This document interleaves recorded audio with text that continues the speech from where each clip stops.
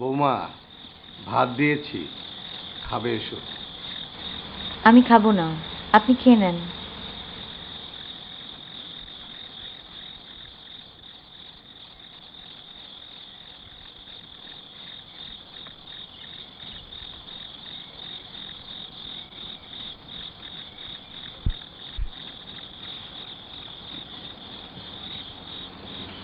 আজ এত দেরি হলো যে? অফিসে কাজ ছিল। কি এমন কাজ? অফিসে কত রকম কাজ। কেন, কি হয়েছে? এখন বলবো না, রাতে। কি পদ্মাবতী, এত খুশি কেন আজকে? খবরদার শুনতে চাইবে না, রাতে শুনবো। রহস্য করতে কেন, বলো না। ছাড়ো না, লাগছে তো।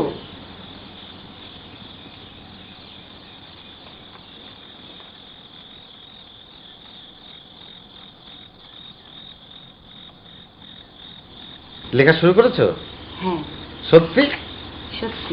আচ্ছা, বলো তো শুনি।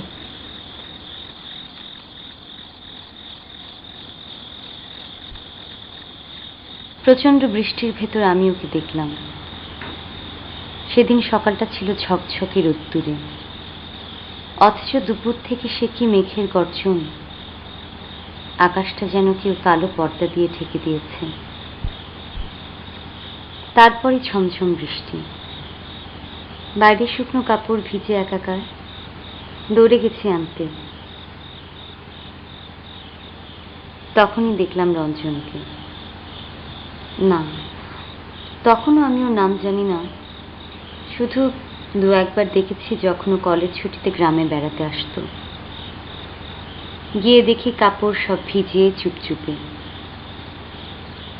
ভাবির লাল শাড়িটা তার থেকে উঠিয়েছি। দেখি রঞ্জন প্রচন্ড বৃষ্টির ভেতরে দাঁড়িয়ে আমার দিকে তাকিয়ে আছে অপলক। আমার ভেতরে কি হলো জানি না, পা দুটো মাটির সাথে আটকে গেল। নড়তে পারলাম না, চোখ দুটো সরাতে পারিনি। রঞ্জনের দৃষ্টিতে কতক্ষণ আটকে ছিলাম মনে নেই। বৃষ্টি থেমে গেছে খেয়ালই করিনি। হঠাৎ শুনি কে যেন ডাকছে, পদ্ম, পদ্ম। সেদিন রাতে সমস্ত গা কাঁপিয়ে আমার প্রচন্ড জ্বর এলো। জ্বরের ঘুরে মনে হলো রঞ্জন আমার দু হাত ধরে বসে আছে। আমি প্রার্থনা করলাম জ্বরটা যেন আমার কোনো দিন ভালো না হয়। তুমি লিখেছো? হ্যাঁ।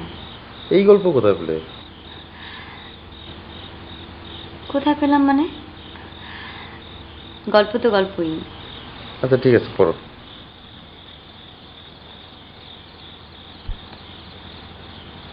জ্বর ভালো হতে আমার সময় লাগলো না, কিন্তু রঞ্জন আমার মাথার পরতে পরতে গেঁথে রইল। অথচ জ্বর থেকে যখন উঠি শুনি ও আবার শহরে চলে গেছে, কলেজ ছুটি হলে আসবে। কিন্তু রঞ্জন আমার মন থেকে চলে গেল না। সে প্রতি রাতে আমাকে ঘুম পাড়িয়ে দিত। এইটা আবার কি ধরনের গল্প? আচ্ছা পড়ো।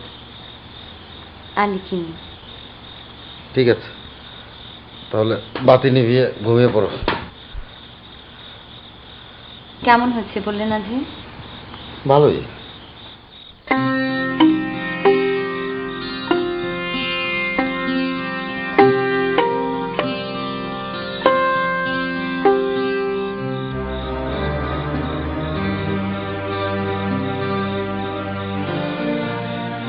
সেদিন গভীর রাতে এক অদ্ভুত ঘটনা ঘটল। পদ্মাবতীর গল্পের রঞ্জন রূপ নিল রক্ত মাংসের মানুষে। যতবারই চোখ বুঝলাম স্পষ্ট দেখলাম ছেলেটার মুখ। ওকে তো আমি চিনি না, কখনো কোথাও দেখিনি। তবু আমার মন ওকে রূপ দিল বুঝি। আমি স্পষ্ট দেখলাম সে তুমুল বৃষ্টিতে ভিজছে, আর আমার পদ্মাবতী তখন আর আমার নয়, রঞ্জনের চোখের তারা।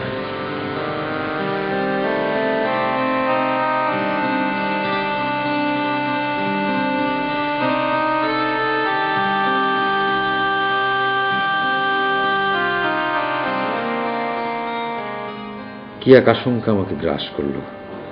আমি চোখ বন্ধ করলাম, কিন্তু আবারও রঞ্জন আমার চোখের সামনে ধরা দিল। রঞ্জন একা নয়, পদ্মাবতীও। দুজনের চোখে দুরন্ত প্রেম। আমার বুকের গহীনে কোথাও একটা কাঁচ ভাঙার ঝনঝন শব্দে সেদিন ভোর হল।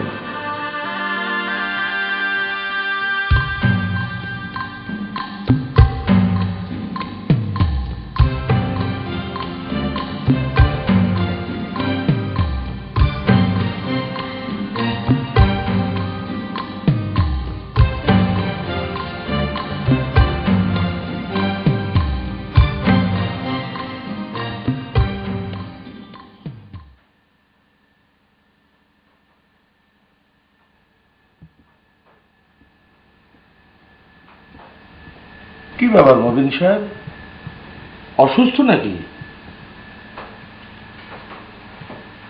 না, মাথাটা কেমন ঝিমঝিম করছে।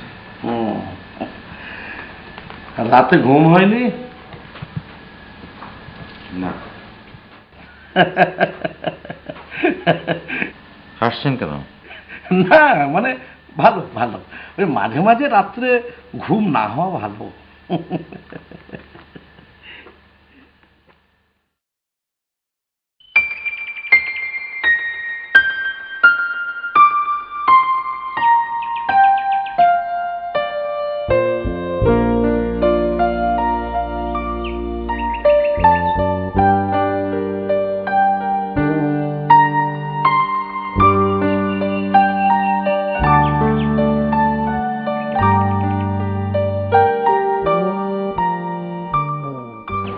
দিন যায়, রাত যায়, কিন্তু আমার দিন রাত্রি কাটে না।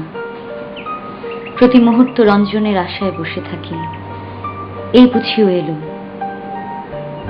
ও যখন সামনে এসে দাঁড়ায়, আমার বিশ্ব চরাচর বিলীন হয়ে যায়। ওকে আমি আঁকড়ে ধরি স্বর্ণলতার মতো।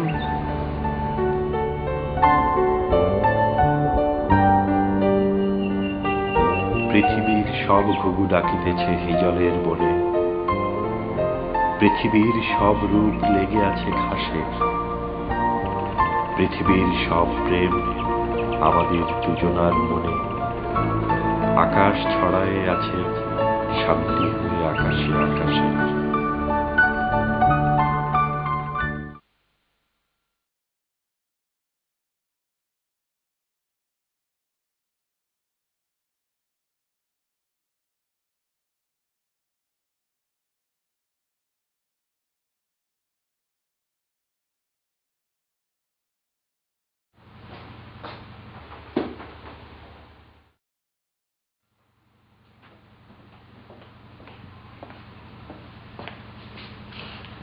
ধরেছো কেন?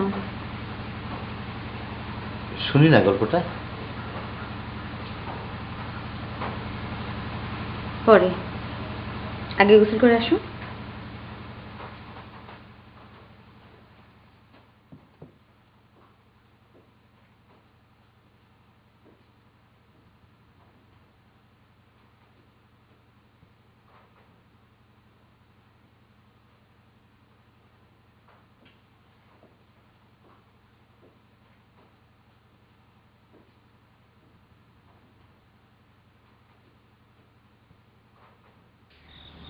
দু মাস পর হঠাৎ রঞ্জন গ্রামে এলো।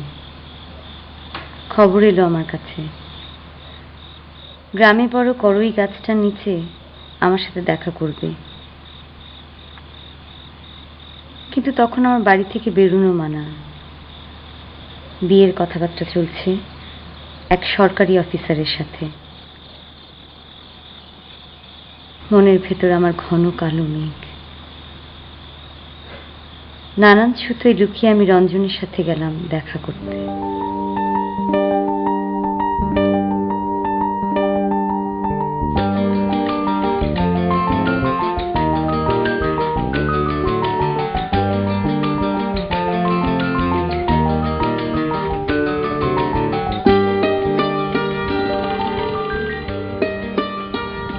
আমি তোমাকে ভালোবাসি। আমার বিয়ে ঠিক হয়ে গেছে রঞ্জন।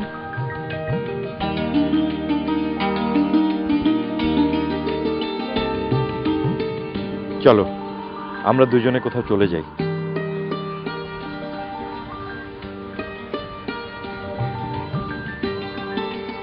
পারবে? সত্যি পারবে আমাকে নিয়ে যেতে? পারবো, চলো।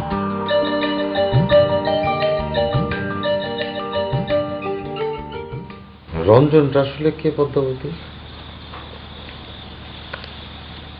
আমার গল্পের নায়ক। তুমি ওকে চেনো? সব কথাতে হাসির কি আছে? রাগ করছো কেন? আচ্ছা ঠিক আছে, তারপর কি শুনে?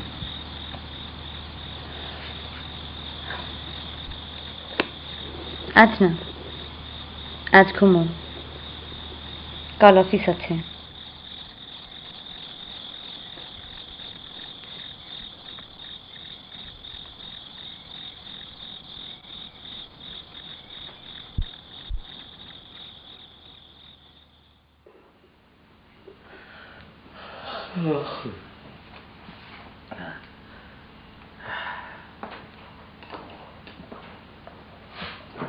মবিন সাহেব, আমি একটু লাঞ্চে যাচ্ছি, বুঝলেন?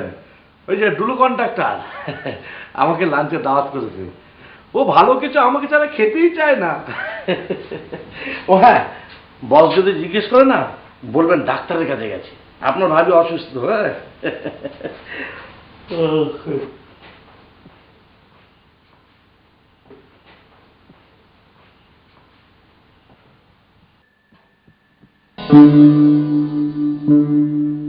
তুমি কেমন আছেন? তুমি আসলে কে বলো তো? একদম হাসবে না, আমি জানি তুমি কে। তাহলে আর জিজ্ঞেস করছেন কেন? নিজেকে কি মনে করো তুমি? ভুলে যেও না আমি পদ্মর স্বামী। তাতে কোনো লাভ নেই। পদ্ম আমাকে ভালোবাসে, তার মন প্রাণ জুড়ে আমি। সেখানে আপনার কোনো স্থান নেই। আমি তোমাকে খুন করব।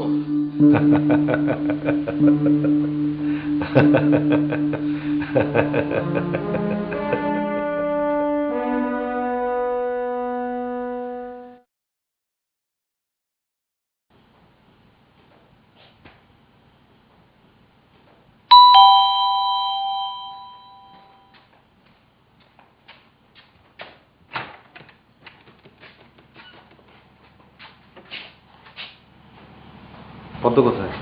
ঘরে। কি করেছে সারাদিন? তেমন কিছু না, ওই খাতায় কি জানে লিখেছে। ভাত দেবো? তাও খিদে পেয়েছে।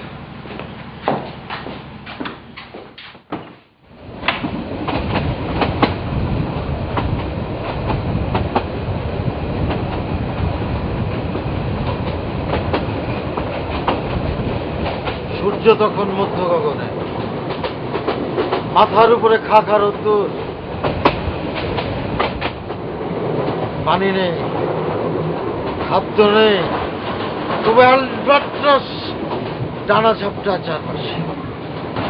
মানে? পদ্মাবতী আমার দেহের চারপাশে, আর রঞ্জন আমার মস্তিষ্কের ভেতর। সে কেন জলের মতো ঘুরে ঘুরে একা কথা কয়, অবসাদ নাই তার,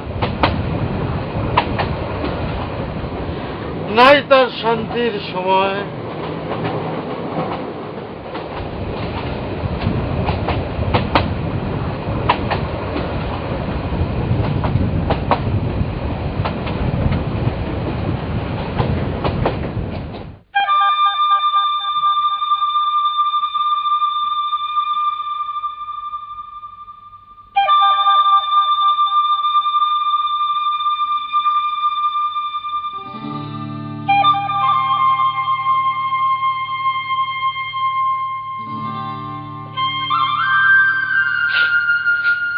এত দেরি? আমার কাজ আছে না, ঘরে বসে থাকলে চলবে? হাসছো কেন? আমি তো কোনো হাসির কথা বলিনি। আর অত স্বচ্ছ কেন?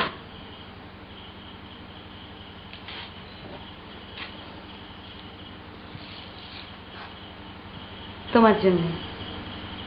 তুমি ঘরের বউ, একটু রান্না বান্না করলে তো পারো। প্রতিদিন একই খাবার খাই। রান্না করতে আমার ভালো লাগে না। তাহলে কি ভালো লাগে? এই সমস্ত আজে বাজে কথা লিখতে?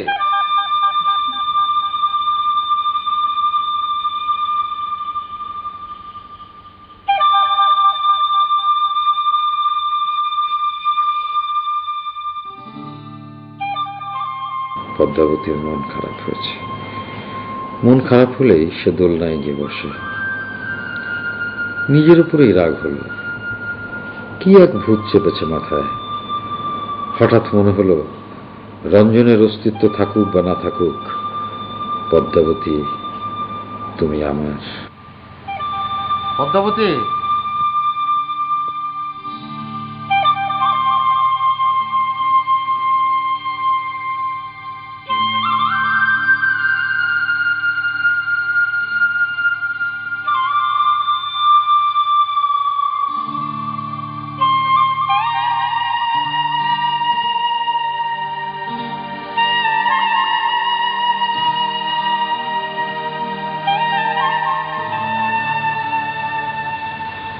পদ্ম, যাও তোমার খাতাটা নিয়ে এসো।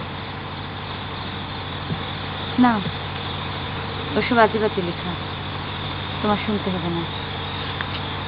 আহা, তখন রাগের মাথায় কি না কি বলেছি। যাও নিয়ে এসো পদ্মাবতী।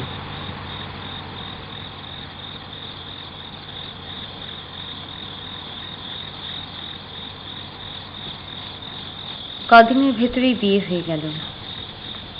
আমার স্বামী খুব সাধারণ মানুষ। আমাকে সে স্ত্রী হিসেবে পেয়েছে, এই তার বড় সুখ। কিন্তু সে জানে না আমার মনটা সে পায়নি।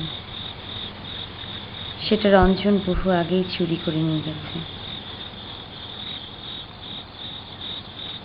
তুমি কার কথা লিখেছো? এটা তো গল্প। ও ঠিক আছে, তারপর? একদিন সকালে যখন আমার স্বামী অফিসে চলে গেল, হঠাৎ কি একটা ঘ্রাণ পেলাম আমি আমার বাড়ির চারপাশে। দুরন্ত হাওয়া আমার চুল এলোমেলো করে দিল। রঞ্জন এলো আমাদের বাড়িতে।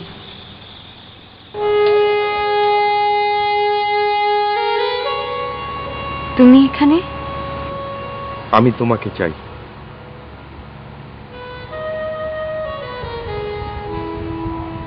তা কি করে সম্ভব? আমার তো বিয়ে হয়ে গেছে। আমি কিছু জানি না। আমি শুধু জানি আমি তোমাকে চাই। নিয়ে যাও, নিয়ে যাও আমাকে রঞ্জন, নিয়ে যাও।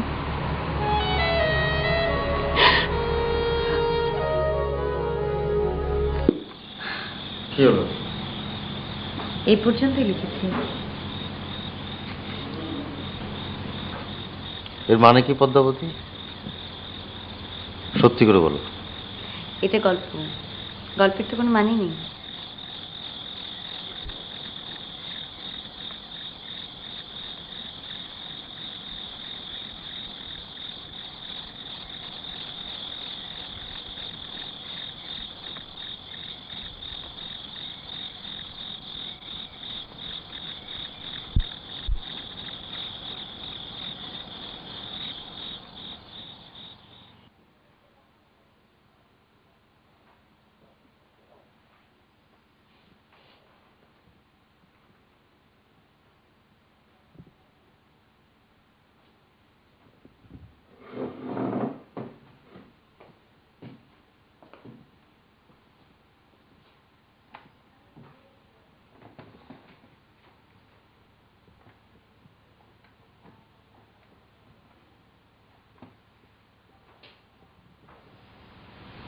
ভাইজান আসসালামু আলাইকুম।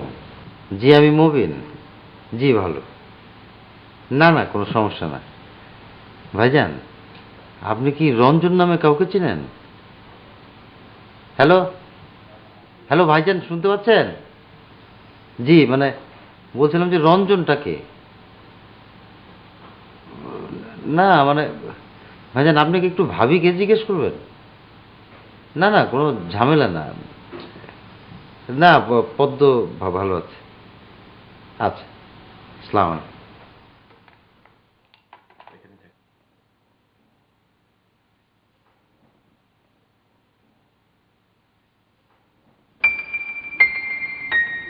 এবার আমি যাই।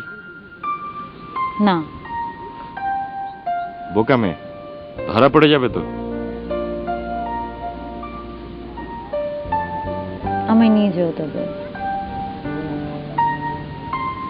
আর কয়েকদিন অপেক্ষা করো, তারপর নিয়ে যাব।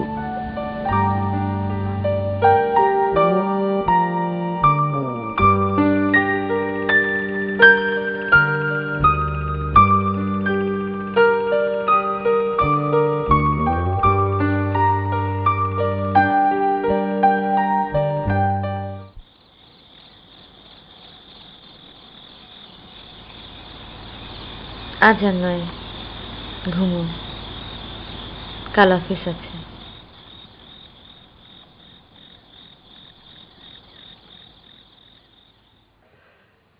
জি দুলু সাহেব, জি জি, হ্যাঁ বলছি বলছি। জি জি, আপনার ওই কালভার্টের এস্টিমেটটা আমার টেবিলেই আছে, হ্যাঁ দেখছি তো। না না, কোনো চিন্তা করবেন না, কালকের মধ্যে আপনার সব কিছু পাস করিয়ে দেবো আমি। হ্যাঁ, না না না, এবারে ডিনার লাঞ্চে কিছু হবে না। বুঝতেই তো পারছেন, সামনে Eid. Thank you, so nice of you. জি জি জি, হ্যাঁ, আসসালামু আলাইকুম, দোয়া রাখবেন। হ্যাঁ,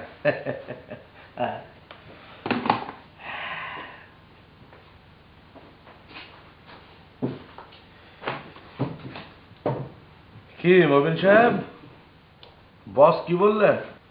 সেটা শুনে আর কি করবেন?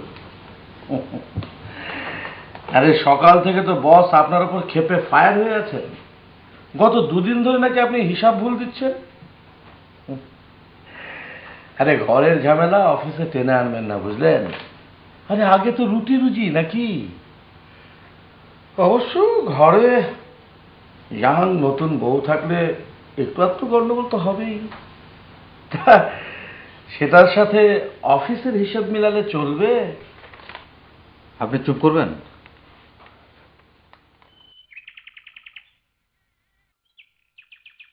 কেমন আছিস পদ্ম? ভালো, খুব ভালো আছে। তোর ভাবি জোর করে পাঠালো, তাই দেখতে এলাম। আমাকে দেখার কি আছে? আমরা তোকে দেখতে পারি না?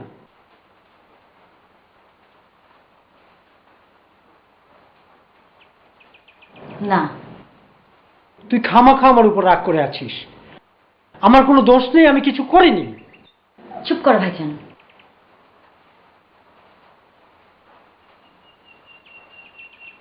আমার এসব শুনতে ভালো লাগছে না। তুই খুব ভুল করছিস। ভুল? রঞ্জনের কথা মবিনকে বলা উচিত হয়নি। তুই এতটা বোকা আমি জানতাম না। তুমি চলে যাও ভাইজান, কথা বলতে আমার একদম ভালো লাগছে না। কাল মবিন বাড়িতে ফোন করে রঞ্জনের কথা জিজ্ঞাসা করেছে। আমি বলেছি এই নামে আমি কাউকে চিনি না। তুমি রঞ্জনকে চেনো না? তুই কি পাগল হয়েছিস? তুমি চলে যাও ভাইজান, চলে যাও, এক্ষুনি চলে যাও। আমার আশাটাই ভুল হয়েছে।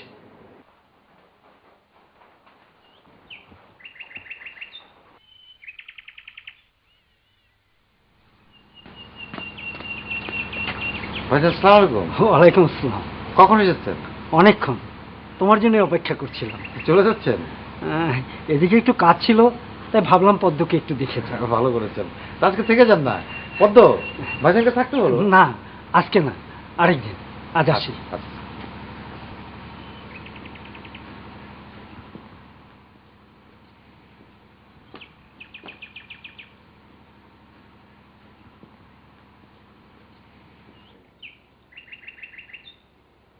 পদ্মাবতী এখন আর আমাকে তার গল্প পড়ে শোনায় না, কারণ আমার ভালোবাসা সে কতখানি বুঝেছিল আমি জানি না, কিন্তু আমার চোখের প্রবল ঘৃণা সে দেখতে পেয়েছিল, তাই সে দূরে সরে থাকে। কিন্তু এই দূরত্ব এক প্রবল আকর্ষণ তৈরি করল আমার ভেতরে। প্রতি রাতে আমি ওর ঘুমানোর অপেক্ষা করতাম।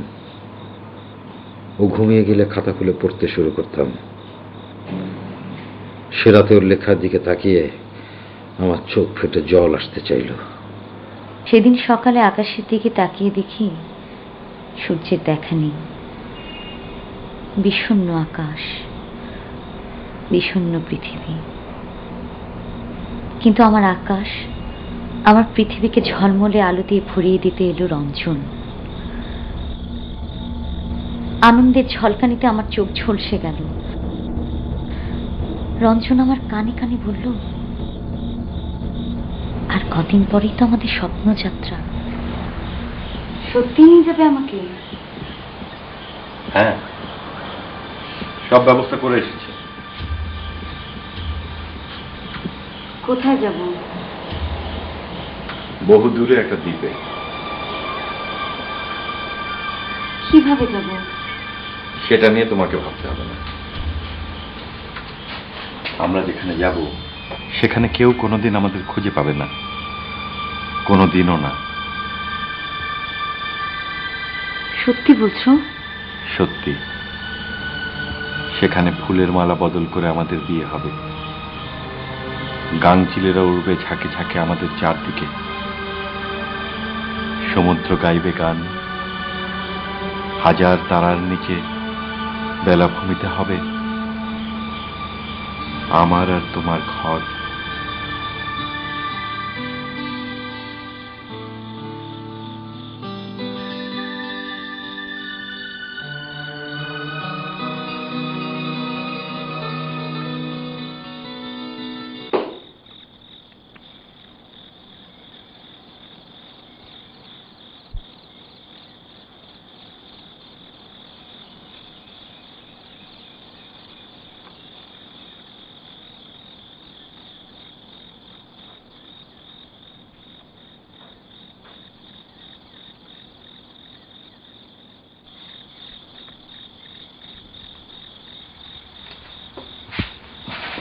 পদ্ম, হ্যাঁ পদ্ম,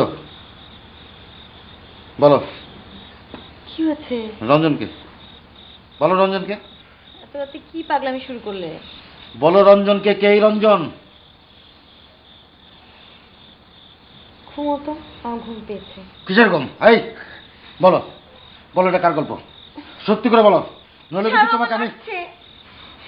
ছাড়ো, আমি ঘুমাবো।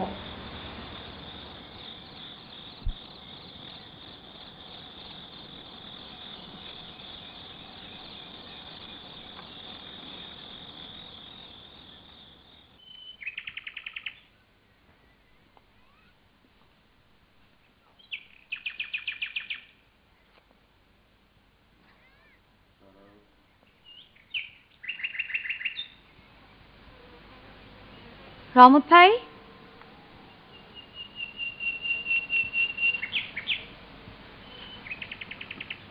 রহমত ভাই। বৌমা, আপনার ভাই কোথায় গেছে? এখনই অফিসে গেল। আমাকে না বলেই চলে গেল? মনে হয় খুব তাড়া ছিল।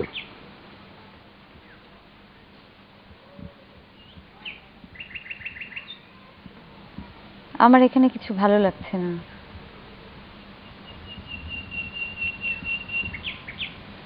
আচ্ছা, আপনাদের এখানে দেখার কিছু আছে? তেমন কিছু নাই, মফস্বল শহর। তবে পুরনো একটা জমিদার বাড়ি আছে, অনেকেই দেখতে আসে।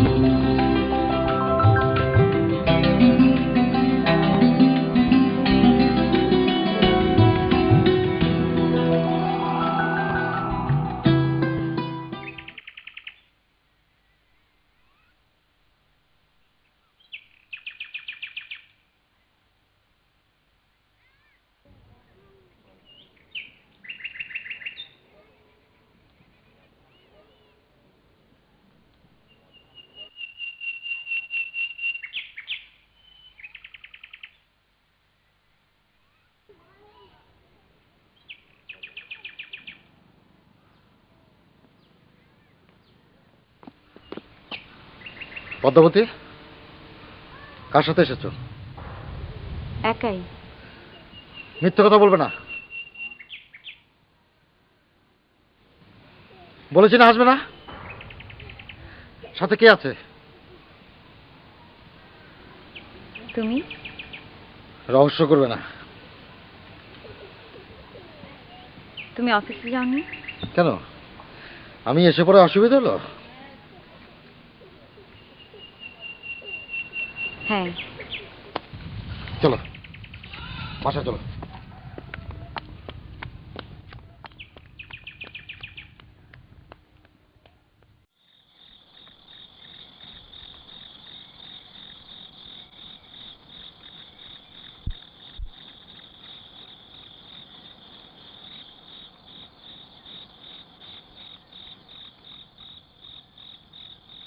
পদ্মর দিকে এখন আর আমি তাকাতে পারি না। ওকে ছাপিয়ে কেবলই রঞ্জন আমার চোখের সামনে এসে দাঁড়ায়। আমি অন্য ঘরে শুয়ে থাকি আর রাত জাগি। নিজেকে মনে হয় নিশি পাওয়া কোনো প্রাণী। ইচ্ছে করে একবার ছুটে গিয়ে পদ্মাবতীর চুলের ঘ্রাণ নেই।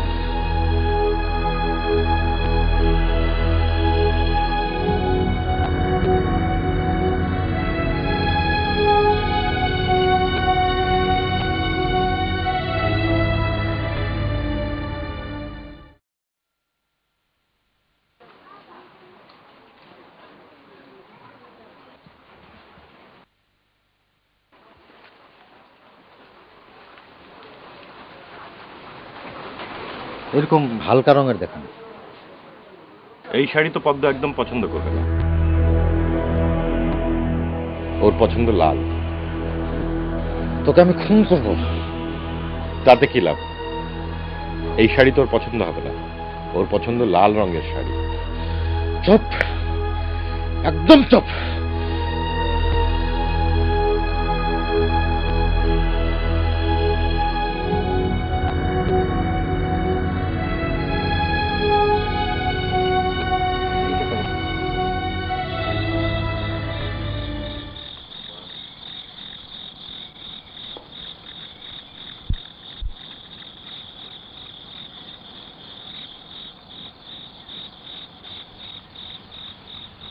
আমার মাথা যেন কি হয়েছে।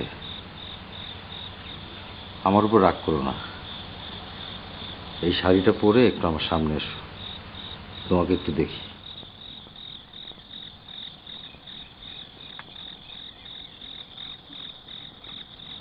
পছন্দ হয়নি?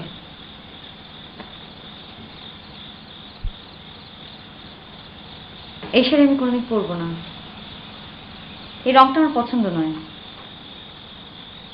আমার পছন্দ লাল। আমার জন্য সবসময় লাল শাড়ি আনবে।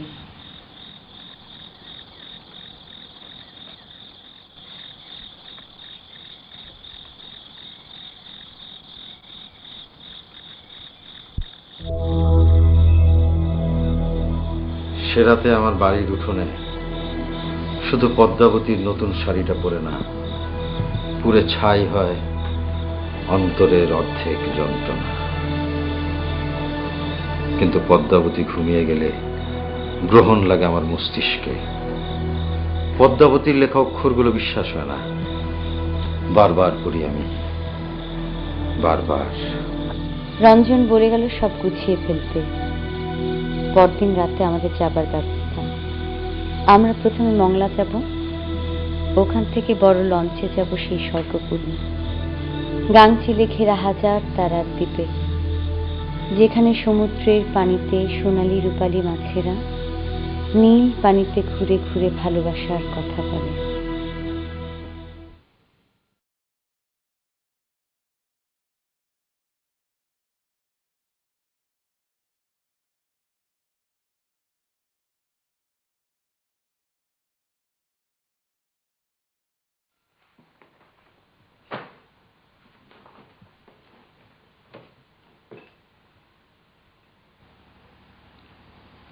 কি ব্যাপার, মাত্র তো এলেন, এভাবে চাকরি থাকবে? দরকার নাই আমার চাকরির।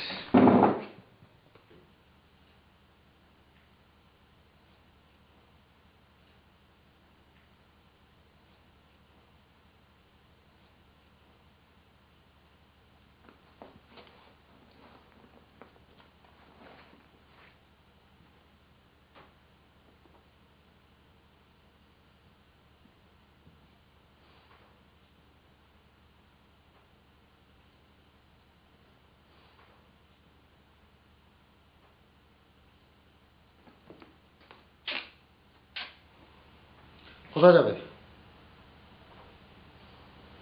আমি চলে যাচ্ছি। কোথায়? জানি না। জানো, তুমি অবশ্যই জানো। বলো কোথায় যাবে?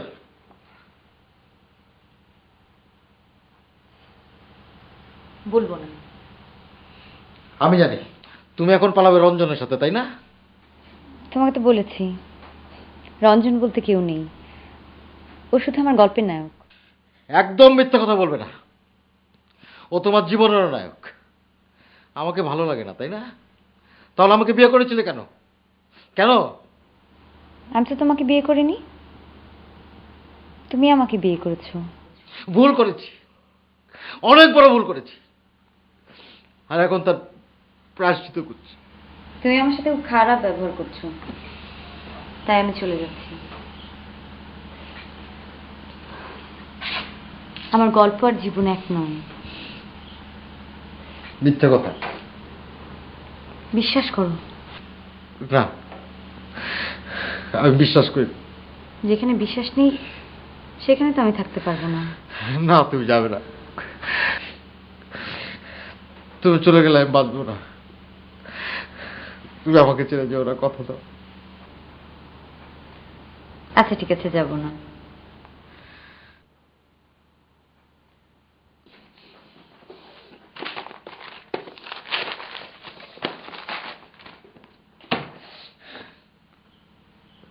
বলো, বলো, আর তুমি কোনোদিন লিখবে না? বলো, এক লাইনও লিখবে না? বলো।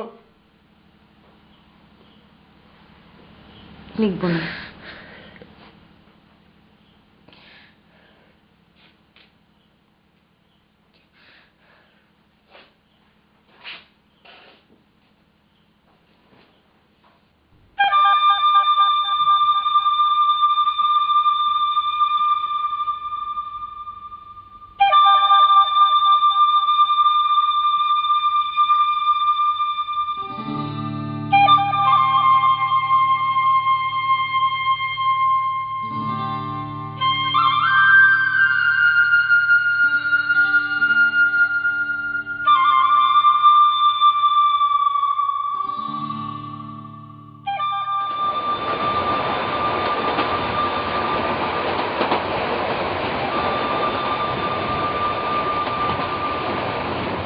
সে রাতে আমার উপর এক ভূত চেপেছিল।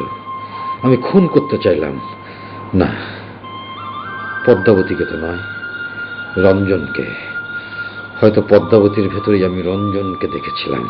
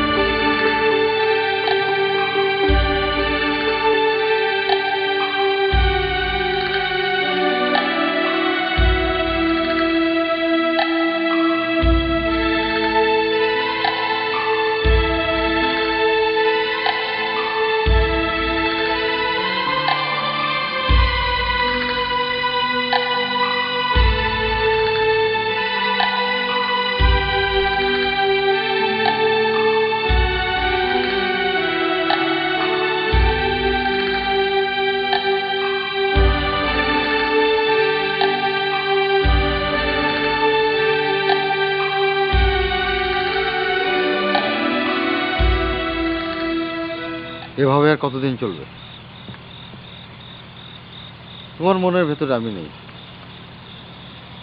তোমার মনের ভেতরে অন্য কেউ। বলো, এটা সত্যি কিনা বলো, স্বীকার করো। রঞ্জনকে তুমি ভালোবাসতে এবং এখনো ভালোবাসো।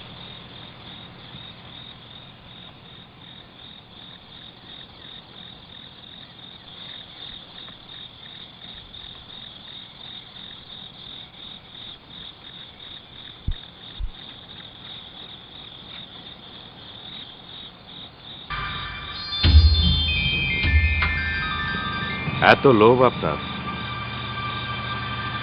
তুমি এসেছো কেন? আজ রাতে আমি পদ্মাবতীকে নিয়ে যাব নিঝুম দ্বীপে। হাজার তারার দ্বীপ ওটা। সেখানে সোনালী রূপালী মাছেরা নীল পানিতে ঘুরে ঘুরে ভালোবাসার কথা বলে। পদ্মাবতী আমার স্ত্রী। তাতে কি লাভ? সে তো আপনাকে ভালোবাসে না। আপনার জোর কিসে? আমি তাকে ভালোবাসি। এটা ভালোবাসা নয়। বুড়ো বয়সে সুন্দরী একটা মেয়েকে পাওয়ার লোভ। ছি, আয়নায় একবার নিজের চেহারাটা দেখেছেন? আমি তোমাকে খুন করব।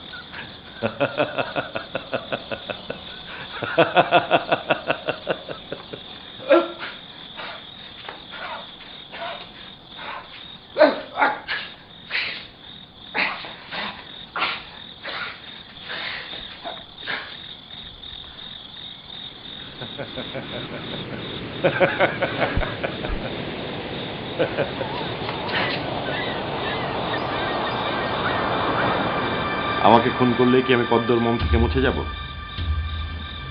কোনোদিনও না। পদ্ম আপনাকে কোনোদিন ভালোবাসবে না। ও আমার, ওর সবটুকু আমার।